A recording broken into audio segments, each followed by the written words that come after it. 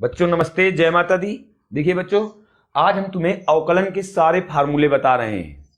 ठीक है, आपको ध्यान देना है अच्छी तरीके से। सारे फार्मूले हम आज आपको अवकलन के बता रहे हैं। जिन बच्चों को अवकलन का ज्ञान नहीं है, ठीक है, उन्हें अवकलन का पूर्णतया ज्ञान हो जाएगा अगर मेरी बातों को आपने ध्यान से सुना और मेरे सूत्रों को आपने ध्यान से पढ़ा। ठीक है, उसकी हम 100% गारंटी लेते हैं। यदि आपने मेरे फार्मूलों को याद किया और मेरी बातों को ध्यान से सुना तो आपको अवकलन अवश्य आवेगा। ठीक है, ध्यान दीजिए बच्चों। अवकलन किनका होता है? अवकलन होता है फलनों का। अवकलन किनका होता है? अवकलन होता है फलनों का। और फलनों में क्या राशियां होती हैं? दो चर राशियां होती हैं। एक होती है स्वतंत्र चर राशि और एक होती है परतंत्र चर राशि। ठीक है, जैसे बच्चों फलन ये है y बराबर एफ ऑफ एक्स। ये फलन है बच्चों y बराबर एफ ऑफ एक्स। देखिए इसमें कौन सी राशि हमारी स्वतंत्र है? यक्स राशि स्वतंत्र है और y परतंत्र राशि है। ठीक है, यक्स स्वतंत्र राशि है, y परतंत्र राशि है। तो आप स्वतंत्र राशि के सापेक्ष फलनों का अवकलन करते हैं। ठीक है, तो फलनों का अवकलन, अवकलन का निशान क्या होता है बच्चों? अवकलन का निशान वास्तव में यदि हम x के सापेक्ष अवकलन करेंगे, x के सापेक्ष फलन का अवकलन है यदि, तो बच्चों उसका संकेत होगा d/dx। मेरी बात समझे आप? यदि हम x के सापेक्ष अवकलन करते हैं तो संकेत में क्या लिखते हैं? d/dx। ठीक है, और जो फलन होता है वहां इसके सामने ऐसे इसको व्यक्त कर देंगे f ऑफ x। अगर मान लीजिए f ऑफ x का x के सापेक्ष अवकलन, तो बच्चों इसको संकेत रूप में ऐसे लिखा जाता है d/dx of f of x। यदि हम x के सापेक्ष फलनों का अवकलन करते हैं। ठीक है, फिर इसके बाद देखिए यदि यहां कहीं थीटा होता तो हम थीटा या d/d थीटा लिख देते। ठीक, जैसे मान लीजिए कह दिया जाए थीटा के सापेक्ष अवकलन, तो बच्चों यहां थीटा लिख दिया जाएगा। जिस राशि के सापेक्ष अवकलन किया जाता है बच्चों वही राशि लिखी जाती है यहां। ठीक है, जिस राशि के सापेक्ष अवकलन करते हैं वही राशि यहां लिखी जाती है। इसका अर्थ क्या है? इसका अर्थ है हिंदी में किसी भी फलन का थीटा के सापेक्ष अवकलन। फलन अगर यहां कोई लिखा है तो इसका अर्थ है फलन का थीटा के सापेक्ष अवकलन। ठीक है, इंग्लिश में से क्या बोलते हैं? इंग्लिश में बोलते हैं d/dx। ठीक है, differential coefficient of function, differential coefficient of function with respect to theta. क्या पढ़ोगे आप इसे अंग्रेजी में? Differential coefficient of function with respect to theta, अर्थात फलन का थीटा के सापेक्ष अवकलन। ये हुआ अवकलन का संकेत। अब बच्चों अवकलन के फार्मूले देखिए आप। तो सर्वप्रथम अवकलन के फार्मूलों में क्या आता है? अचर राशि। देखिए बच्चों, अचर राशि, अचर राशि का अवकलन सदैव शून्य होता है। अचर राशि का अवकलन शून्य होता है। और अचर राशि अर्थात अचर फलन का अवकलन शून्य होता है। आप ये भी कह सकते हो अचर राशि का अवकलन कब किया जाता है? जब अचर राशि के साथ चर राशि गुणा या भाग में नहीं है। यदि चर राशि के साथ अचर राशि गुणा या भाग में नहीं है तो अचर राशि का हम अवकलन करते हैं। फॉर एग्जाम्पल जैसे मान लीजिए कहीं लिखा है x + c, तो आप c का अवकलन करोगे। ठीक है, तब आप इसे ऐसे लिखोगे प्लस ऐसे लिखोगे। ठीक, और यदि ये ऐसे लिखा हुआ है गुणा में है तब आप ऐसे लिखोगे। देखा बच्चों, यहां c का अवकलन किया गया है और यहां c का अवकलन नहीं किया गया है। ठीक, क्यों? क्योंकि यहां देखिए ये c अचर है और x के साथ में जोड़ा गया है। यदि घटाया गया भी होता तब भी इसका अवकलन किया जाता। यदि फलन के साथ में अचर राशि या चर राशि के साथ में अचर राशि जोड़ी या घटाई गई है तो उसका अवकलन किया जाता है। ठीक है, यदि गुणा है या भाग है तो उसका अवकलन नहीं किया जाता। जैसे मान लीजिए कहीं x/c लिखा होता तो आप इसको ऐसे लिखते हैं, ऐसे लिखते हैं। देखिए इसका अवकलन नहीं किया जा रहा है क्योंकि ये भाग में है। ठीक, तो आप समझ गए ना। यदि फलन में चर राशि जोड़ी या घटाई गई है तो उसका अवकलन किया जाता है, यदि गुणा या भाग है तो उसका अवकलन नहीं किया जाता। ठीक, तो पहला फार्मूला बच्चों ये है, अचर राशि का फार्मूला 0 होता है। फिर बच्चों अचर की घात चर, चर की घात अचर है, पहले चर की घात अचर, ये है। देखो बच्चों चर हमारा कैसे है x, क्योंकि हम x के सापेक्ष अवकलन कर रहे हैं, x के सापेक्ष अवकलन कर रहे हैं और n अचर है। तो यदि चर की घात अचर है तो इसका अवकलन n(x) की पावर n-1 होता है। याद करना बिल्कुल आसान है, जितनी घात है उसका गुणा कर दीजिए आप और घात में 1 कम कर दीजिए। ये हो गया चर की घात अचर का अवकलन। फिर इसके बाद बच्चों है d/dx, ये आपको याद रखना है, -1/x²। वास्तव में आया इसी से है, इसी सूत्र का प्रयोग इसमें भी होता है। x को ऊपर ले जाओगे तो x की पावर -1 हो जाएगा और x की पावर -1 हो जाएगा तो x की पावर n से अवकलन आप करोगे तो इतना पा जाओगे। फिर इसके बाद है बच्चों d/dx 1/√x, √x का अवकलन 1/2√x होता है, 1/2√x। ठीक है, इसे भी आप याद रखोगे, इसी से ये भी है, ये आपको याद रखोगे तो आगे आपको जो टेस्ट देने जाओगे तो दिक्कत नहीं होगी, इनको जल्दी से कर लिया करोगे। ये इसी से है, इसी से संबंधित ये तीनों सूत्र हैं। फिर इसके बाद बच्चों अगला सूत्र देखिए, आपको याद रखने फार्मूले, ये ध्यान रखना। अगला सूत्र देखिए, अगला सूत्र क्या है? अगला सूत्र है बच्चों डी, बच्चों इसकी हिंदी हम और लिख दें, अवकलन के समस्त सभी फार्मूले, अवकलन के सभी महत्वपूर्ण सूत्र। ठीक है, अब अचर राशि हो गया, d/dx हो गया। अब बच्चों आगे देखिए, अब आता है नंबर चर घातांकीय अवकलन, d/dx e⁻x, इसको कहते हैं चर घातांकीय अवकलन। ये बच्चों यही होता है, इसका अवकलन यही होता है, e⁻x का अवकलन e⁻x ही होता है। फिर इसके बाद आता है बच्चों d/dx a⁻x, इसका अर्थ है अचर की घात चर, चर, इसका अवकलन होता है बच्चों a⁻x log a⁻e। फिर इसके बाद है बच्चों लागर्थिन फलन log x, या इसे आप ऐसे भी लिख सकते हो log x⁻e, अर्थात लघुगणक का आधार चर है। जब लघुगणक का आधार चर होता है तो अवकलन होता है इसका 1/x। देखो बच्चों एक बात याद रखना, यदि किसी लाग फलन में बेस आधार ई न लिखा हो तब भी उसे हम चर आधार मानते हैं। यदि लाग में आधार ई नहीं लिखा, बीजगणित के अंतर्गत यदि लाग में आधार ई नहीं लिखा हुआ है तब भी हम आधार चर ही मानते हैं, ई ही मानते हैं। जैसे देखिए हमने यहां लिख दिया है। ठीक, फिर बच्चों d/dx log x⁻a, इसका अर्थ क्या हुआ? लघुगणक का आधार अचर है, तब इसका अवकलन क्या होगा?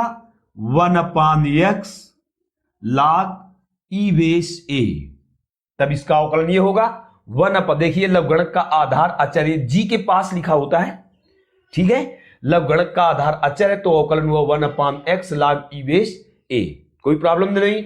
तो बच्चों देखिए ये तुम्हारे महत्व, ये व्यंजक हुए, जितने अभी हमने आपको अवकलन लिखा है, जितने सूत्र बताए, ये सारे व्यंजक हैं। इतने ही प्राथमिक व्यंजक आपको मिलेंगे अवकलन करने के लिए, और इसके बाद कोई भी प्राथमिक व्यंजक आप जब तक मैथ का अवकलन करोगे तब तक प्राथमिक व्यंजकों के यही फार्मूले हैं, दूसरे फार्मूले हैं ही नहीं। ठीक है, अब बच्चों अब आता है नंबर त्रिकोणमितीय फलनों का अवकलन। त्रिकोणमितीय फलनों के अवकलन देखिए आप, त्रिकोणमितीय फलनों के अवकलन। तो त्रिकोणमितीय फलनों में सबसे पहले क्या आता है, साइन एक्स। साइन एक्स का अवकलन बच्चों कास एक्स होता है, फिर कास एक्स का अवकलन माइनस साइन एक्स होता है, ठीक। टेन एक्स का अवकलन सेक स्क्वायर एक्स होता है, काट एक्स का अवकलन माइनस कासेक स्क्वायर एक्स होता है, ठीक। फिर इसके बाद बच्चों सेक एक्स का अवकलन सेक एक्स टेन एक्स होता है, और कासेक एक्स का अवकलन माइनस कासेक एक्स और काट एक्स होता है। ये हो गए त्रिकोणमितीय फलनों के अवकलन। ये बच्चों क्या हुए, त्रिकोणमितीय फलनों के अवकलन। फिर प्रतिलोम त्रिकोणमितीय फलनों के अवकलन, ये याद कर लेने हैं आपको। अब त्रिकोणमितीय फलनों के अवकलन, त्रिकोणमितीय फलनों के अवकलन, त्रिकोणमितीय फलनों के अवकलन देखिए, त्रिकोणमितीय फलनों के अवकलन हो गए। अब आपको देखिए प्रतिलोम त्रिकोणमितीय फलनों के अवकलन, ठीक है। तो इसमें सर्वप्रथम साइन इनवर्स एक्स, इसका अवकलन होता है बच्चों 1/√1 माइनस एक्स स्क्वायर। कास इनवर्स एक्स, इसका अवकलन होता है -1/√1 माइनस एक्स स्क्वायर। फिर टेन इनवर्स एक्स, इसका अवकलन होता है 1/1 प्लस एक्स स्क्वायर। काट इनवर्स एक्स, इसका अवकलन होता है -1/1 प्लस एक्स स्क्वायर। फिर इसके बाद सेक इनवर्स एक्स, इसका अवकलन होता है 1/x√x स्क्वायर -1। और कासेक इनवर्स एक्स, इसका अवकलन होता है -1/x√x स्क्वायर -1। देखो बच्चों प्रतिलोम त्रिकोणमितीय फलनों के अवकलन, जो साइन इनवर्स एक्स का अवकलन है वही कास इनवर्स एक्स का अवकलन है। अंतर क्या है, ये धनात्मक है ये ऋणात्मक है। ऐसे ही टेन का देखिए जो अवकलन है वही काट इनवर्स का है, अंतर यही है, ये प्लस का है ये माइनस का है। उसी प्रकार सेक इनवर्स एक्स का जो अवकलन है वही कासेक इनवर्स एक्स का है, अंतर क्या है, ये धन का है ये ऋण का है, ठीक है। तो ये प्रतिलोम त्रिकोणमितीय फलनों के अवकलन। बच्चों देखो हमने आपको प्राथमिक व्यंजकों के अवकलन बताए सर्वप्रथम, उतने ही प्राथमिक व्यंजक हैं जितने हमने आपको बताए। फिर इसके बाद हमने आपको बताया त्रिकोणमितीय फलनों के अवकलन, फिर इसके बाद हमने बताया प्रतिलोम त्रिकोणमितीय फलनों के अवकलन। अब बच्चों यदि देखिए यदि कई फलन गुणनफल में और भागफल में है तब आप किस सूत्र का प्रयोग करोगे। जैसे मान लीजिए दो फलन कहीं 2x गुणा में है तो आप क्या करोगे, तब दो फलनों के गुणनफल का अवकलन, दो फलनों के गुणनफल का अवकलन। जैसे मान लीजिए f(x1) इंटू f(x2) है और इसका अवकलन आपको करना है, तो आप क्या करते हो, सर्वप्रथम बच्चों हम लोग ये प्रयास करते हैं कि जो x1 और x2 है दो फलनों के गुणनफल के अवकलन, तो हम इनको एक x में कन्वर्ट करने का प्रयास करते हैं। पहले ये देखा जाता है कि क्या है 2x गुणनफल में इनको हम 1x में लिख सकते हैं। यदि हम 1x में लिख देंगे तो फिर इस सूत्र का प्रयोग करने की कोई आवश्यकता नहीं है। फिर हमने जो अभी आपको सूत्र बताया प्राथमिक व्यंजकों के, उन सूत्रों का प्रयोग कर देते हैं, ठीक है। जैसे मान लीजिए फॉर एग्जांपल कहीं लिखा हुआ है sine x into sec x, ये लिखा हुआ है, देखिए 2x गुणनफल में है तो इनमें हमें दो फलनों के गुणनफल के सूत्र का इसका प्रयोग करना होगा। परंतु हमने देखा क्या कि यदि हम इसे सरल कर दे तो ये 1x में कन्वर्ट हो जाएगा। कैसे, देखिए साइन एक्स तो ऐसे ही लिखा रहेगा और इंटू इसको लिख देंगे 1/cos x, तो क्या हो जाएगा tan x हो जाएगा। देखिए ये 1x में कन्वर्ट हो गया। तो अब हमें इसमें इस सूत्र का प्रयोग करने की आवश्यकता नहीं है। अब क्या करेंगे हम, tan x का अवकलन सीधे कर देंगे, जो हमने अभी आपको सूत्र लिखाया है। तो इस प्रकार से हमें ध्यान देना है कि यदि दो फलनों के गुणनफल का अवकलन है तो पहला प्रयास हमारा ये होगा कि हम अवकलन में एक ही फलन बना लें। यदि एक ही फलन नहीं बनेगा तब इस सूत्र का हम प्रयोग करेंगे। तो ये सूत्र क्या होगा, देखिए, प्रथम फलन इंटू द्वितीय का अवकलन प्लस द्वितीय फलन इंटू प्रथम का अवकलन। हिंदी में देखिए आप कैसे लिखोगे, प्रथम फलन d/dx द्वितीय फलन प्लस द्वितीय फलन d/dx प्रथम फलन। ये हो गया। फिर इसके बाद अगर मान लीजिए दो फलनों के भागफल का अवकलन है, दो फलनों के भागफल का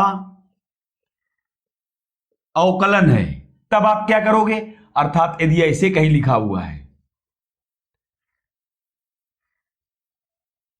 ऐसे लिखा हुआ है, तो देखिए भागफल तो तब भी हमें यही करना है जैसे हमने यहां सोचा था कि यदि ये इनको हम एक एक्स में कन्वर्ट कर दें तो फिर हमें इस सूत्र की आवश्यकता नहीं है, फिर साधारण लग जाएगा। जैसे फॉर एग्जांपल मान लीजिए कहीं लिखा हुआ है d/dx sin x अपान cos x, कि तो आप तुरंत जान जाओगे कि sin x अपान cos x क्या होता है, sin x अपान cos x tan x होता है। दूसरा देखिए एग्जांपल, अगर मान लीजिए कहीं लिखा हुआ है x + 1/x, तो हमें इस सूत्र का लगाने की आवश्यकता नहीं है बच्चों। हम क्या कर देंगे, इसको अलग अलग बटे कर देंगे, x/x + 1/x कर दोगे तो क्या हो जाएगा, x हो जाएगा 1 और प्लस ये हो जाएगा x⁻⁻1। वैसे हम इसका डायरेक्ट सूत्र आपको बता चुके हैं 1/x का अवकलन, लेकिन ये x⁻−1 हो जाएगा। अब देखिए ये साधारण व्यंजक बन गए, एक का अवकलन आप जानते हो चूंकि जुड़ा हुआ है, तो हमें इस सूत्र का प्रयोग नहीं करना होगा। यदि ये स्थितियां हम नहीं कर पाते तब हम इस सूत्र का प्रयोग करते हैं। तो इस सूत्र क्या होता है, इसे भी आप देख लीजिए, ये होता है f(x2) d/dx f(x1) minus f(x1) d/dx f(x2) अपान f(x2) का होल स्क्वायर। इसको हिंदी में देखिए बच्चों, होता है हर इंटू अंश का अवकलन माइनस अंश इंटू हर का अवकलन बटे हर का स्क्वायर। देखिए बच्चों, जितनी बातें हमने आपको बताई, यदि ये सारी बात मेरी सुनी है और ये अवकलन के सूत्र याद कर लेते हो बच्चों, तो मैं 210% गारंटी लेता हूं कि आपको अवकलन अवश्य आवेगा। आप गुणा भाग चाहे ना कर पाए परंतु अवकलन अवश्य कर लेंगे। जितने सूत्र हमने आपको त्रिकोणमिति के बताए थे, यदि वो सारे सूत्र याद हो गए और ये अवकलन के सूत्र याद हो गए तो निश्चित ही 100% आपको अवकलन आएगा। इसमें 1% धोखा नहीं है बच्चों, ठीक है। तो ये अवकलन के सारे फार्मूले हो गए। अब कोई सा भी ऐसा अवकलन का फार्मूला नहीं बचा जो आपको हमने ना बताया हो, ठीक है बच्चों। अब इसके बाद हम आपको बता रहे हैं, ये तो मान लीजिए सरल अवकलन हो गए। जो अब आपको पढ़ने क्या है, आपको पढ़ने निहित फलनों के अवकलन, इंटरमीडिएट में निहित फलनों के अवकलन है, तो उनको हम आपको बताएंगे कि उनको आप कैसे करते हो, ठीक है। तो इसके लिए अब हम आपको अगले वीडियो में मिलेंगे। अगले वीडियो में हम आपको बताएंगे निहित फलनों के अवकलन के नियम क्या हैं और आप उनको कैसे करते हो। दोनों विधियों से, उसकी 2 विधियां हम बताएंगे आपको, और यदि आप ध्यान से सुनोगे तो जरूर आएगा बच्चों। मेरे वीडियो को अवश्य देखना, ये आपके भविष्य का सवाल है, इतना याद रखना। ये सूत्र याद रखना, टेक्निकल मैथ का जहां आप टेस्ट दोगे तो हमारे फार्मूले आपकी बहुत सारी मदद करेंगे जब आप ये सब करके देखोगे, ठीक है बच्चों। तब तक के लिए जय हिंद, जय भारत।